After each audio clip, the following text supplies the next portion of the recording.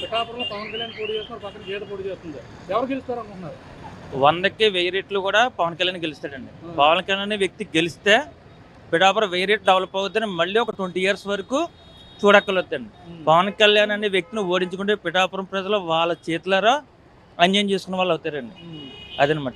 Local అభ్యర్థి వంగ గీత వేస్తున్నారు, ఇక్కడ పనులు చేశాను కాబట్టి గతంలో చేశారన్నారు. వీళ్ళకి వచ్చి 15 years అవుతుందండి. ఏం డెవలప్మెంట్ చేసి చెప్పండి. కనీసం మాది ఈ ఊరు కాదండి, మాది పక్కన సింహాద్రిపురం అండి. ఇక్కడి నుంచి సింహాద్రిపురం వెళ్ళాలనుకుంటే మామూలు ఎవరైనా వెళ్ళాలనుకుంటే మినిమం ఒక 2 hours పడుతుందండి. ఎందుకంటే ప్రతి గొయ్యలేని రూట్ అంటూ లేదండి. ఇక్కడి నుంచి సామలకోట ఉన్నదండి. సామలకోట ఎమ్మెల్యే వెళ్తలేదండి, ఎంపీ వెళ్తలేదండి. తెలుసు కదండి ఎలా ఉందని రూట్ అండి, మీకు తెలుసు వీళ్ళు లేకరగానే.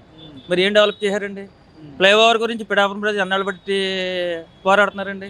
ఏదండి అదే ఫ్లేవర్ వంగ గీత తెచ్చాము, ఆల్రెడీ ఇక్కడ బ్రిడ్జిలు, అండర్ గ్రౌండ్ బ్రిడ్జిలు కూడా వేయించామని చెప్పేసి అంటున్నారు. అండర్ గ్రౌండ్ బ్రిడ్జ్ ఎవరి దాంట్లో అయిందండి? వాళ్ళు ఎమ్మెల్యే కోటలో అయిందండి. ఎంపీ కోటలో అవ్వలేదు కానీ. ఎంపీ కోటలో అవ్వాలని ఈ పాడికి ఎన్నాళ్ళు పెట్టండి. డ్రైవర్స్ కాలనీలో ఉన్నటువంటి జనాలు ఎన్నాళ్ళు బట్టి సఫర్ అవుతున్నారండి.